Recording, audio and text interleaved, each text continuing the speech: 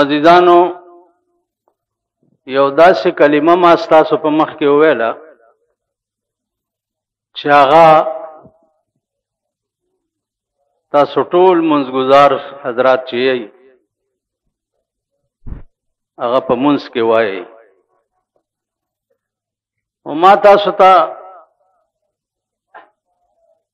بار بار دا عرض کړی دی چې د منځ کې چې کوم کلمات تاسو وایي نو دې ته به لغوندې فکر هم کوئ چې دا زه څه وایم څه غواړم. هر سړی چې چېرته لاړ شي نو څه غرض خو یې وي که بې غرضه سړی ای چېرته هم نه ځي. نو چې اودس وکړې بیا جمعات ته راشي بیا نیت وتړې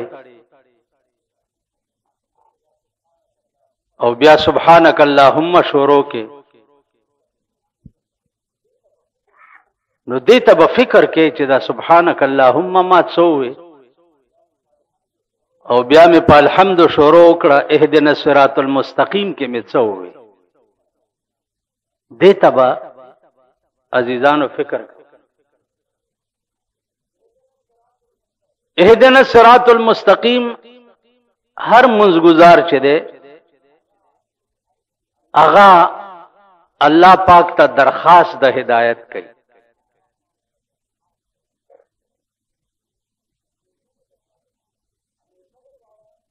همیشه د پاره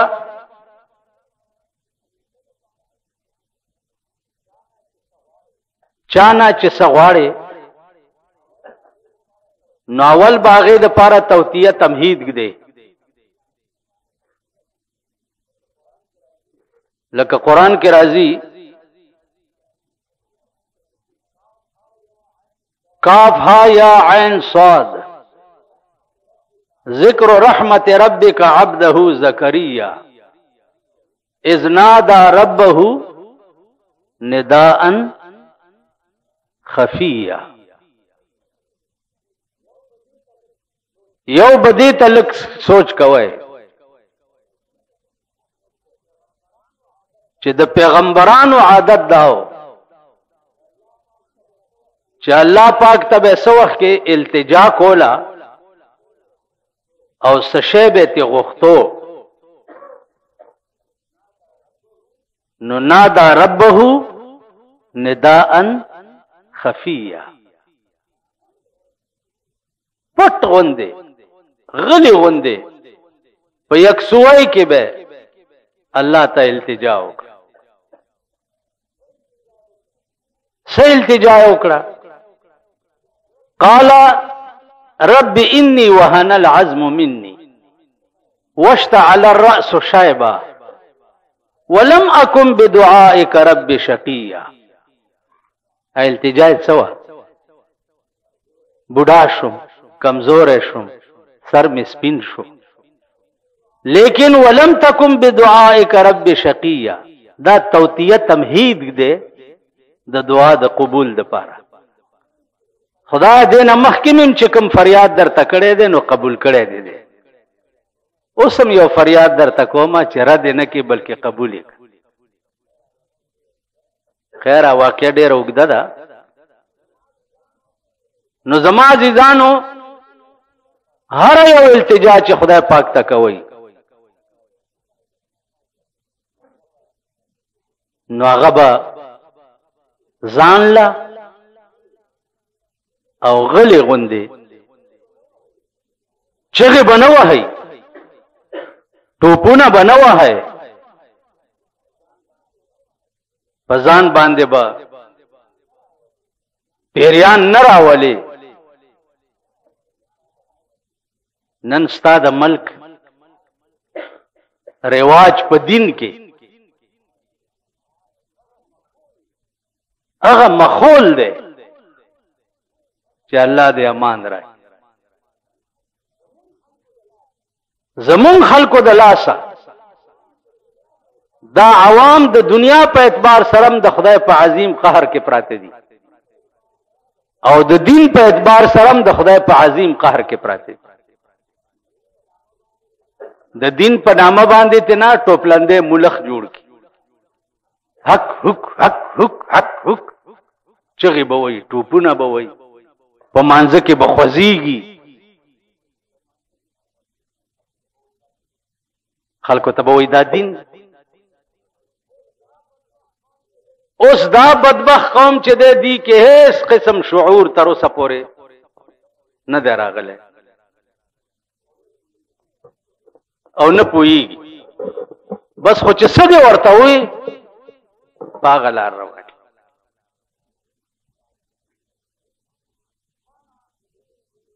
ما نه دوه درې ورځې وشوې خلک تپوسونه کوي سبا نه دا تبلیغی اجتماع شروع کی برایوند کی دې تلک سوچ وکي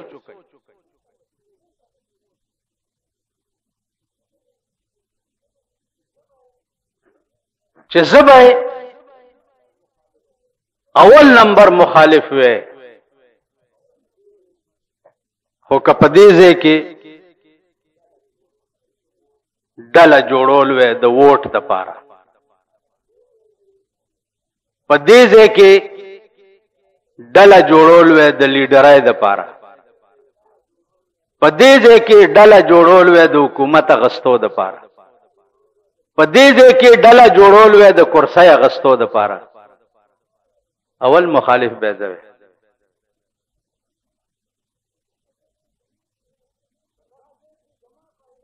په دغه ځای کې زما په علم کې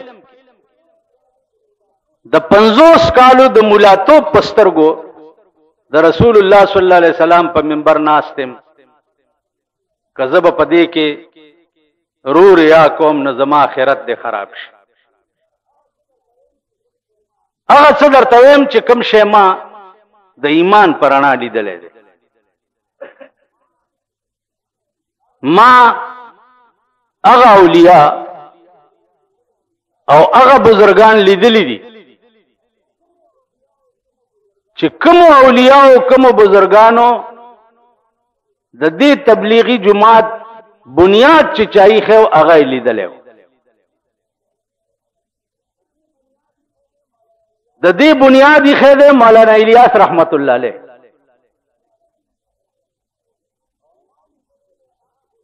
او ما لیدلې ده هغه بزرگ مولانا عبدالمعبود رحمت الله علیه. مولانا عبدالمعبود صاحب اوس په سن 84 کې د 103 کال په عمر کې وفات شو. داغه عمر 103 کال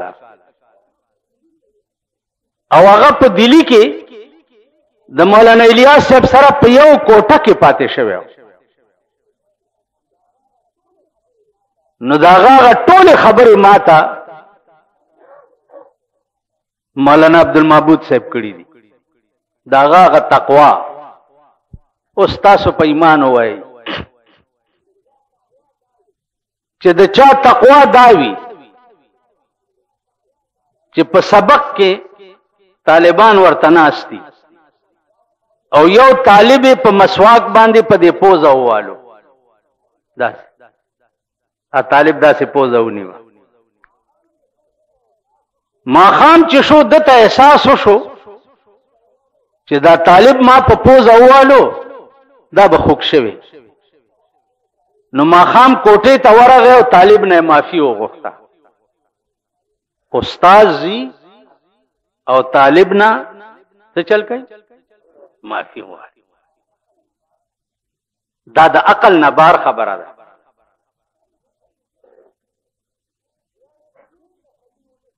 بیا په دین تسلی و نشوا. مولانا عبدالمعبود صاحب ما ته وی چې سحر زما کوټه تراغه او ما ته وی چې تر سره په جرګه لاړ شه د طالب ته ما په مسواک پرون والے دے اسنه چې په قیامت کې خدای ما په دې کې روننی نو ویزه ځان سره په جرګه بوتلم او طالب ورته په جړا شو چې حضرت دا خو د مسواک خبره و دومره خبره نه وای نه بیٹا کہیں اس کا مؤاخذہ نہ ہو جائے که خدای دا وی چې په مسواک دی ولی طالب والو نو د دې ولی جواب سو کول شي که خدای ولی وی نو د ولی جواب به زه څوک دا تقوا و نور په تاسو قیاس کوي چې د عمل بچو دا سی بنیادی کې خو چې نن د دنیا کم ګټ ته چې د لا اله الا الله محمد رسول الله आवाज دی ورونه رسول کم ګټ ته کا امریکا دا کا لندن دے کا جاپان دے کا روس دے یو ملک د کافر اوخایا چې هغه ته د لا اله الا الله محمد رسول الله دعوت نه رسید یو ملک اوخایا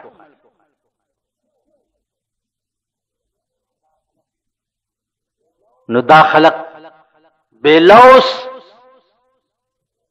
خدمتگار بیلوس روټه خپله چای خپله جامې خپله کټ نه غواړي بستر نه غواړي او ستا جمعات تراشي او پزمکا پراتی او تا ته وای چې کلمه صحیح کا زتیرات اتله ما د دوی اجتماع ته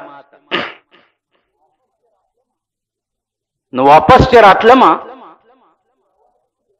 نو پلاره مې دا تیراوالو لید چې بسترې په وګدي او څوک سه روزه ته روان دي او څوک عشره ته روان دي نو دې مرګرو ته مې وې چې دا وګورئ دا خلق دې چې پرانا ورځ به جامع خلکو نه وېسته او بیا به ورته ویل چې لکه دا جامع راو به بیا مې پکې مونږ نه کی داغه خلق نن د دې ډلې د برکته هغه خلکو بسترې په وګ کړی دی او نور ته خود نه ته جو راه پر خود نہ تھے جو راہ پر اوروں کے ہادی بن گئے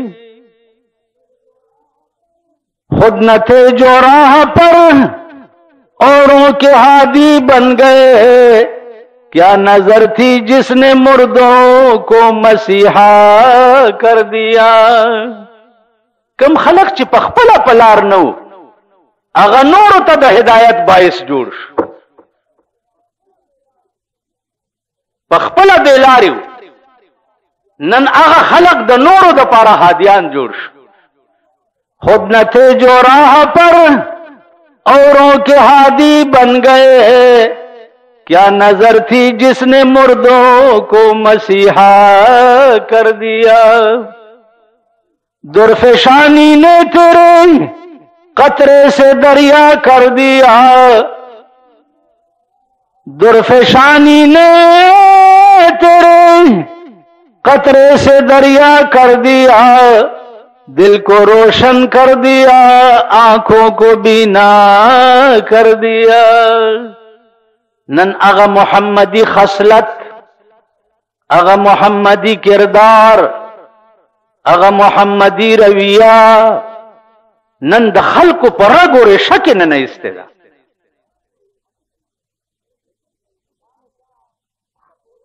نو مان چا تاسو کو چې د ریوند اجتماع کې ثواب شته پکې ما ورته له وکید مولانا ایوب جان بنوری رحمت الله علیه زمونږ استادو مونږ ته یو ورځ وی چې شان ورشا کشمیری رحمت الله علیه د دیوبند لو شیخ الحدیث هغه په درس کې طالبانو ته کله کله د شیخ سادی سے ډیر صفت کول چې په سلوک کې د دنه لوی سړی نه دی تیر شوی. اوس چې شانور شاه کشمیری رحمت الله علیه د چا متعلق وای نو هغه کې به شک دی. نو مال شیخ سعدی صاحب ویلی دي چې یک زمانہ صحبت با اولیاء، یک زمانہ صحبت با اولیاء، بہتر است 100 سال طاعت بریا. یو غنټه د نیکانو په مجلس کې کېناستل دا د 100 کالو بریا عبادت نه زیات ثواب دی. یو غنټه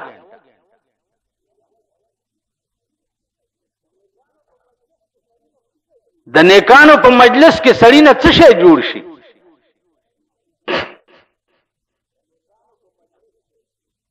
د نیکانو په مجلس کې سړی نه دا شی جوړ شي چې هم د شیخ سعدی صاحب ویلي دي چې ګلې خوشبوئی در حمام روزه، گلے خوشبوئی در حمام روزے، رسید از دست محبوب بدستم. حمام تتلیو عدد دوست چې و هغه حمام ته راغلیو. نو یار د حمام د دیوال په خوا کې چې هغه بدبویه خټه وه هغه راواغسته او شیخ سعدی صاحب له په لاس کې ورکړه. شیخ سعدی صاحب ورته لاسونی و خټه واغست.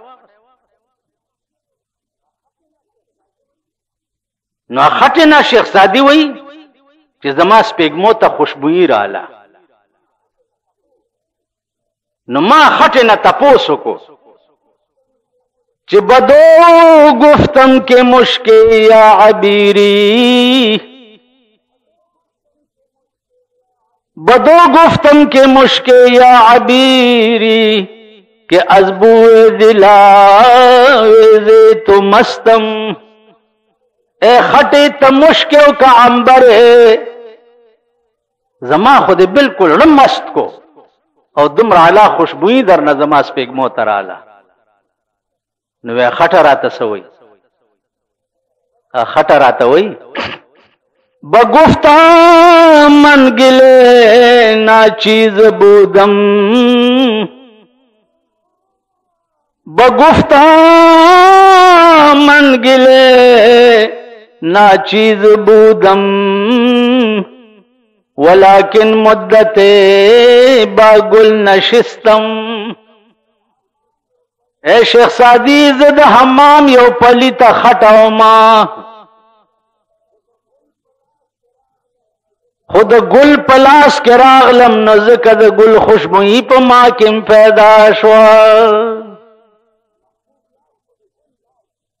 دا محبوب لاس خود گل لاسو خطو ہم خوچ دا گل لاس کے رالم نو دا گل رنگ ما کم پیدا شوا.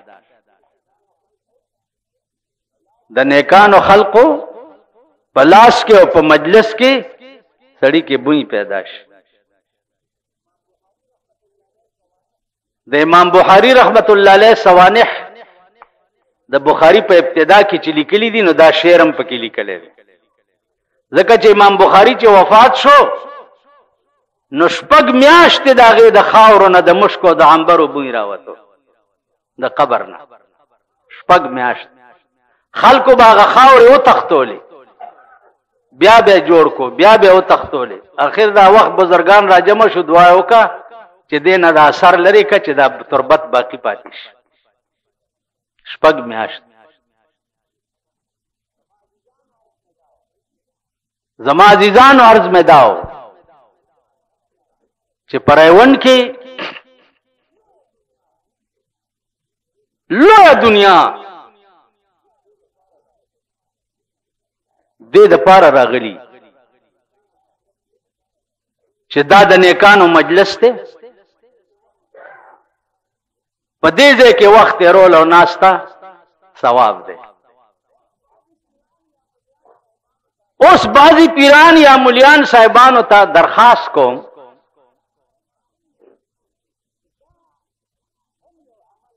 چې دا هم یو عمل دی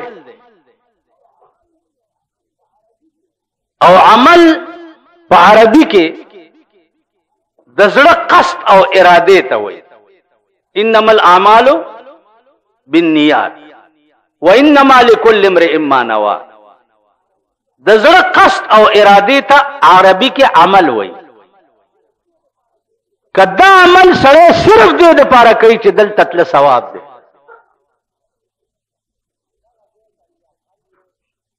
نو دغه ځای ته بیا بد ویل دا زما عقل کې نه راځي. ګوره دې خبرې ته چې دا جګړه په څه ده؟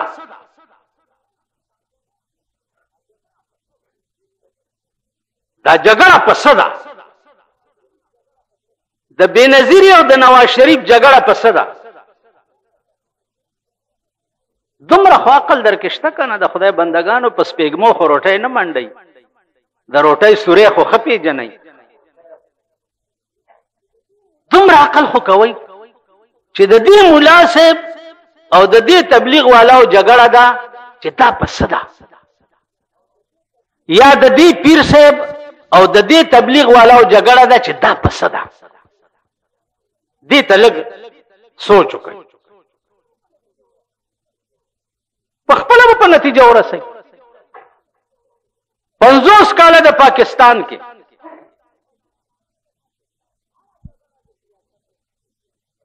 هر جګړه د سیاستو او سیاستدانانو په دې ده چې ته کوشه او ټټو مال راکا. داسې ده که نه ده؟ ته کوشه او ټټو مال راکا.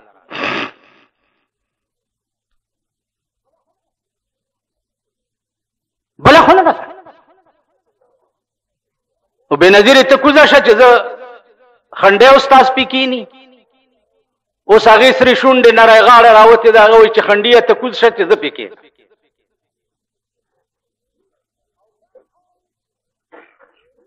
او دا قوم میلو او بیزوګانې دي، هر چاته ګډېږي، هر چاته.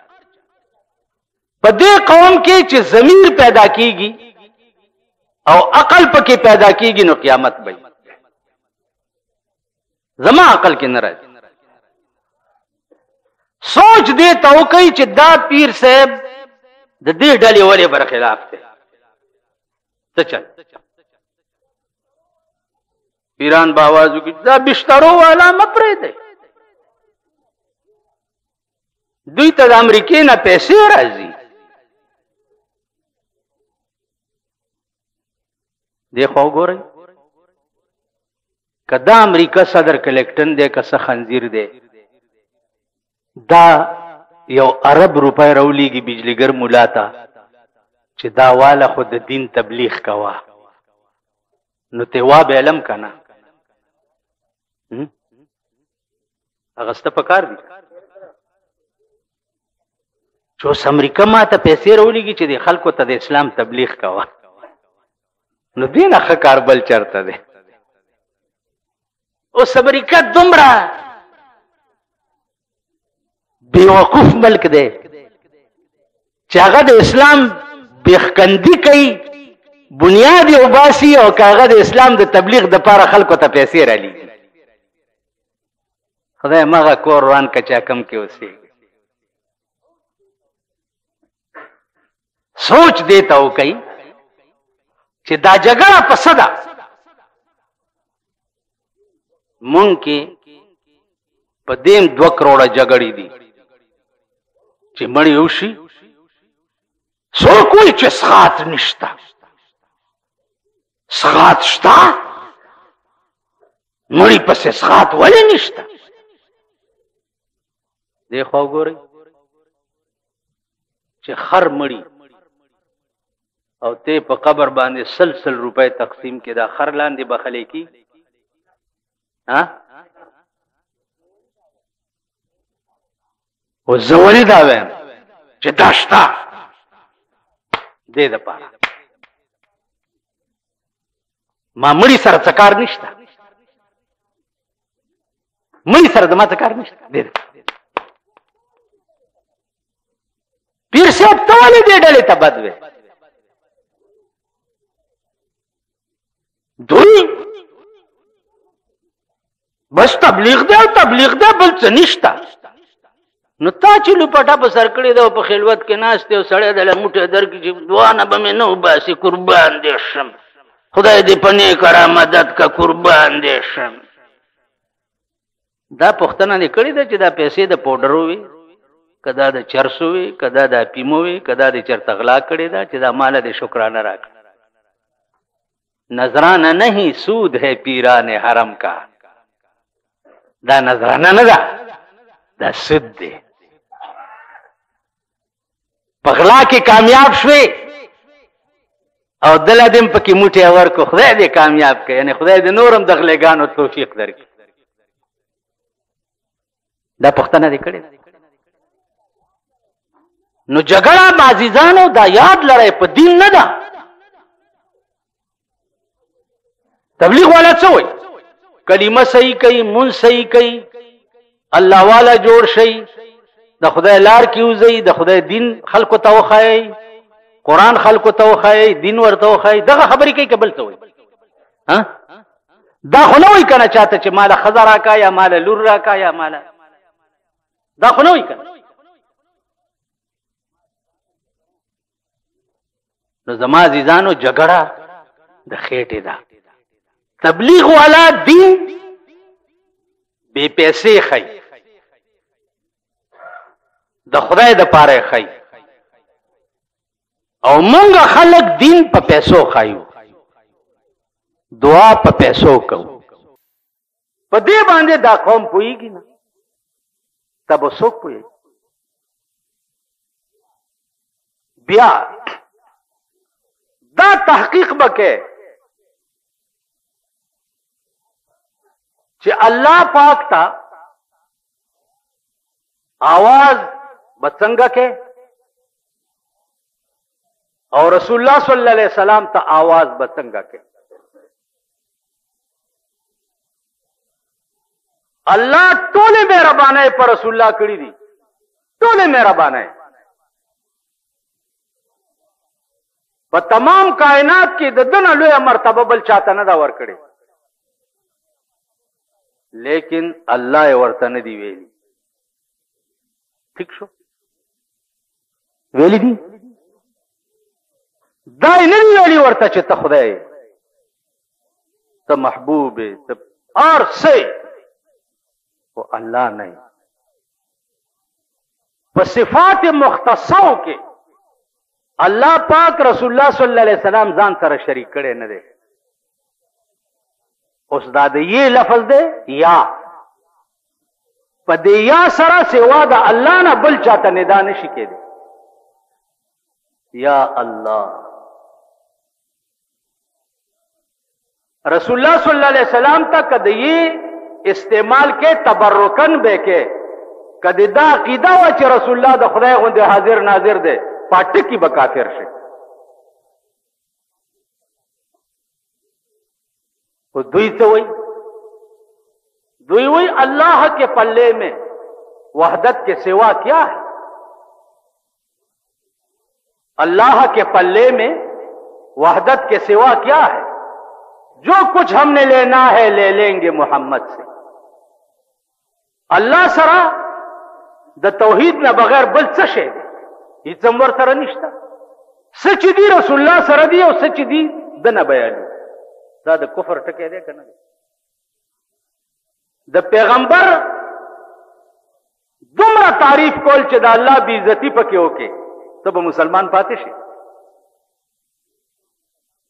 نن ستا ملک مونږ خلک په دې قهر اخته کړي، په دې عذاب اخته.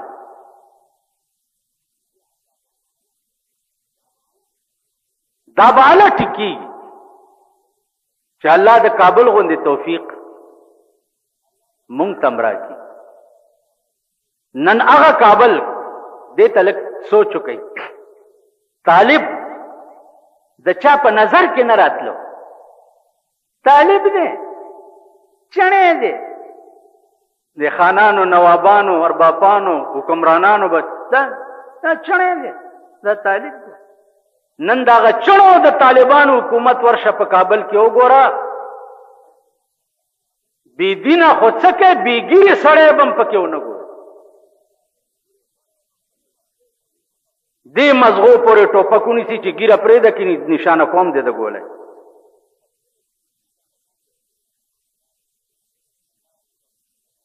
الله دې توفیق ورکړي. او دا دعا کوئ چې خدای دې پاکستان ته هم لږ راوږده کړي. ښځه بربنډه په کابل کې قتل تصور نه کړي. نن ستا د پاکستان ښځې وګوره. او زه بیا درته څه ښیم هره ورځ تاسو ګیرو والا تماشې کوئ. ماما ته هم ورته کوس پاس به ګورې چې څه دوه منیزه بوجۍ روانه ده غړمبېږي. خیال دې راغی که زاړه هم خراب کړه ځوانان خو لا پرېږده. نو خدایه هغه رنګ دلته هم پیدا کړي. هغه رنګ چې کوم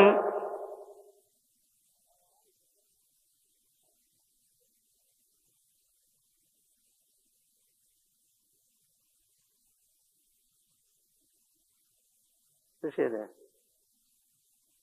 چا لیکي ووایه څه دي لیکلي زه پرې پوه نه شوم. پاس ودرېږه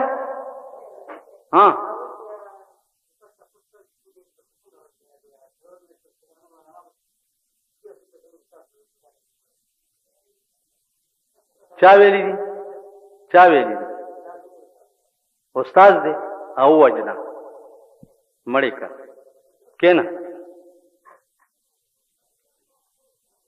عزیزانو افسوس دا دی چې ما تاسو ګورئ چې زه په څومره تکلیف دی جومات ته راځم. صرف په ټوله هفته کې دا 2 رکعته مونځ د جمعې په ولاړې په ډېر تکلیف کوم. ټول مونځونه په ناستې کوم. 4 کاله وشو ما تراویح نه دي کړي. کولی نشم امام پسې ودرېدی نشم. مونځونه ټول ځان له په ناستې کوم. چې څه وخت کې زما صحت او تکړه وم ما د مولانا یوسف صاحب سره دورې کړي. ما د ریوان دورې کړي دي. ما د هر څه کړي دي. استاد ته دې وایه لږ راشه ما سره خبرې وکړه. او استاد به دې هم دغه برتېلی. زه چې کوم شی ویم هغه زما ایمان دی. هغه زما دین دی. هغه زما مذهب دی. 40 ورځې لګول یا 4 میاشتې لګول یا کال لګول وغیره تکلیف ما لا یطاق په اسلام کې نشته. چې دې وسو او تلی شوې بسم الله ده. چې دې وس نه یا در سره خرچه نه وه یا د صحت ټیک نه نو تکلیف ما لا یطاق په اسلام کې نشته. زما چې صحت وې زه به اوس 10 ځله کابل ته تلی وې او د کابل په هر فرنټ باندې به مې جلسې کړې. خو زه ډېر افسوس کوم چې ما صحت ټیک نه دی. کولی نشم. په ټوله هفته کې دا نیمه ګنټه قدرې خبرې دلته کولی شم. دې نه سوا خبرې ما زړه ستړی کېږي. نو زما عزیزانو ما له تبلیغ والاو پیسې نه دي راکړي چې زه د هغې ښه ویم. تاسو دوا پکار ده. ما په 50 کاله کې په پاکستان متیازم نه دي کړي. ما په 50 کاله کې د پاکستان د وزیر دفتر کې لیدلې د خنزیر مخ به مې لیدلې یا به مې ورته د سکار ویلي.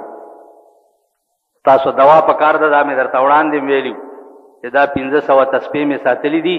دا مولانا عبدالمعبود چې دا 133 کاله عمر کې وفات شو 38 کاله وشو.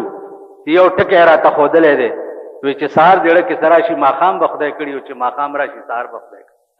زما رزق ما پسې به منډې وای او زه به خدای پسې منډې وام.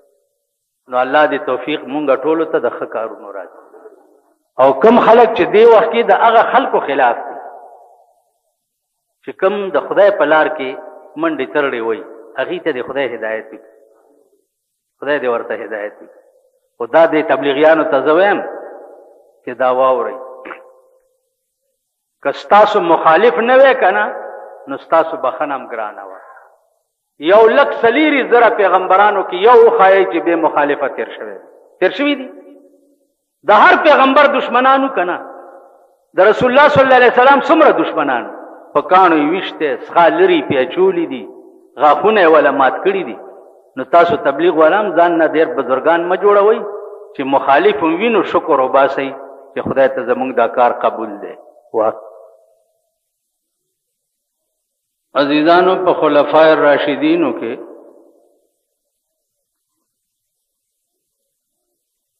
حضرت عثمان رضی الله تعالی عنہ چې و دا دریم خلیفہ و.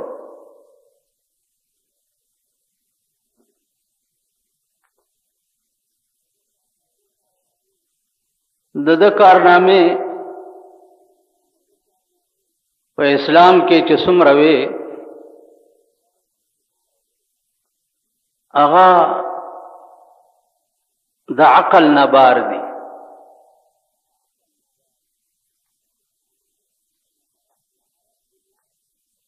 په عرب دنیا کې د ډېر لوی مالدار سړی و او د څومره دولت چې و هغه ټول د الله په نامه او په رسول الله صلی الله علیه وسلم باندې قربان شوی.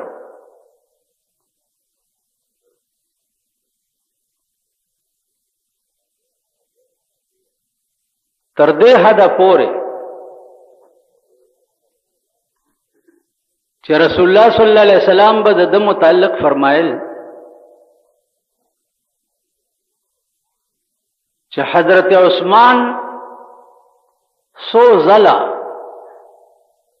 جنت په بیه اغسته دی.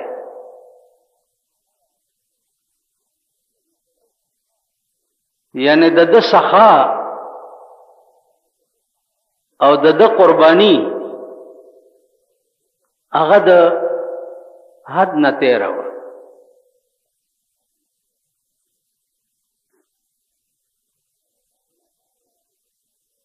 خلفای راشدین چې دي دا ټول ډېر جان نثار خلق، حتی کې یو ورځ جنگ د پاره اعلان وشو چې مال راوړی د جنگ تیاری کیږي. ټول صحابه کور ته منډې کړې، چا 3 سه راوړو یوې کور پرېښوه، چا 2 سه راوړو 2 کور پرېښوې، چا 4 راوړې یوې کور پرېښوه. ابو بکر صدیق چې کور ته لاړو نو جاروی کور کې وواله او هغه د پخلی لوخي چې دی هغه هم راوړو په میدان کې. رسول الله صلی الله علیه وسلم ته تپوس وکړو چې څومره مال هم راوړو، ټول ورته خپل بیان وکړو. حضرت عمر نیم مال کور کې پرېښو، نیم یې راوړو. دا خیال کړی چې د ابو بکر صدیق نه به زه مخکې شم. صدیق اکبر پاسېدو، یا رسول الله په خدای مې دې قسمی چې مال نامه وه په کور کې مې پرېښی نه دی، او هر څه مې راوړو مخکې مې ایښي.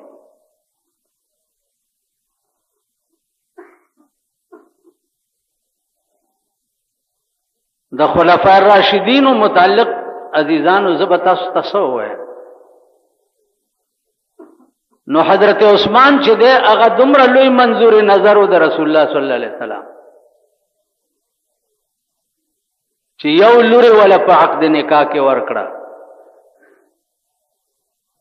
چې سموده پس هغه وفات شو نو بیا ولا بل لور په نکاح کې ورکړه. څو ورځې پس چې هغه وفات شو پیغمبرو فرمایل چې کاش چې زمان نن درېم لور وې نو درېم هم حضرت عثمان ته په حق د نکاح کې ورکول. او دینه تاسو اندازه لګوئ چې د حضرت عثمان بس عملو او پاسمانونو کې د څه حالو چې د پیغمبر دومره لوی منظور نظرو چې خپل لخت جګر به ورته یکې بادي ګرې دو په نکاح کې ورکړي.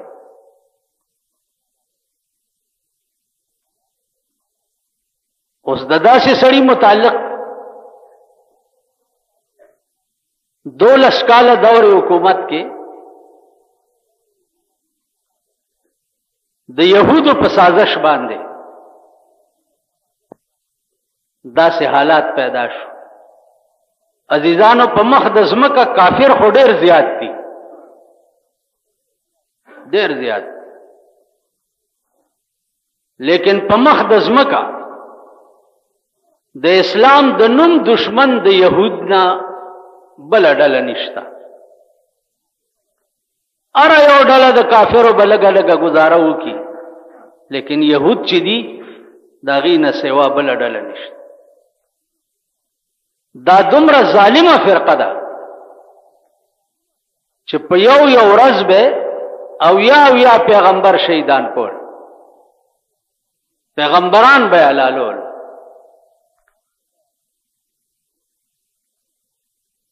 اوس هم د هغه يهودو سازشونه د اسلام د نوم سره زه تاسو ته ویلی نشم. په هر لیول باندې او په هر رنگ باندې کم سازشونه چې يهود د مسلمان دنیا د پاره کوي هغه دنیا ته پته ده.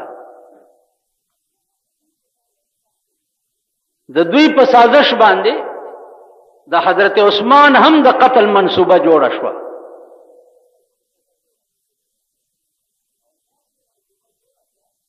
او داسې منصوبه جوړه شوه چې د په کور کې محبوس او ویلې چې بار بنه روزي. حضرت علی دا یاره پیدا شوه چې په کور باندې ورته څوک اٹیک ونه کړي. نو امام حسن او حسین چې دي دا دواړه د حضرت عثمان په دروازه څوکیداران کېنول چې خلق به د دې دواړو نه لږ شرمېږي او په کور به حمله ونه کړي. تاسو څه خیال دی؟ دا نن چې ستاسو په ملک کې سکیږي دا د چا سازش دی او د چا په ایما باندې کیږي؟ تاسو خو په صرف دهشتګر نوم یې خېږي. اوس دا پته خو لګوه کور د وران شه چې دا دهشتګر دی څوک. دا د کم ملک او د کم وطن په اشاره باندې دا حالات جوړ کړي دي ستا په ملک.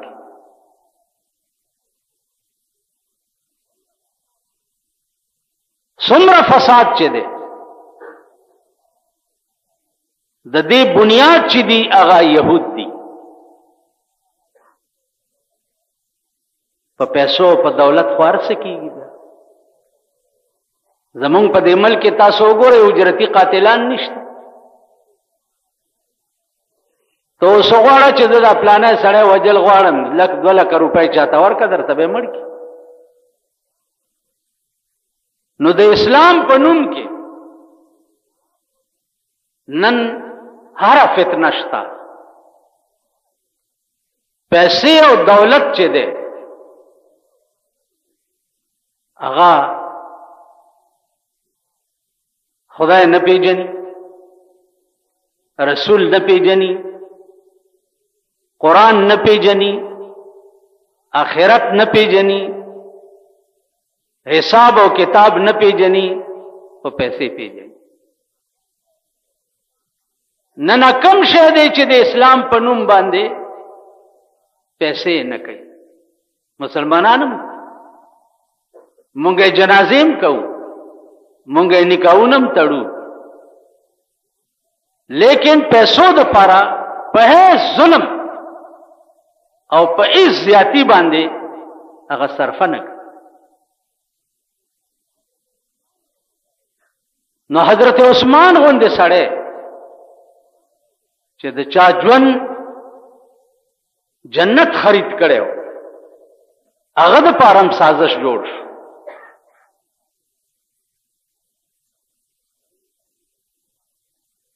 پرون تبلیغی اجتماع دې اجتماع د پاره چې کوم سازش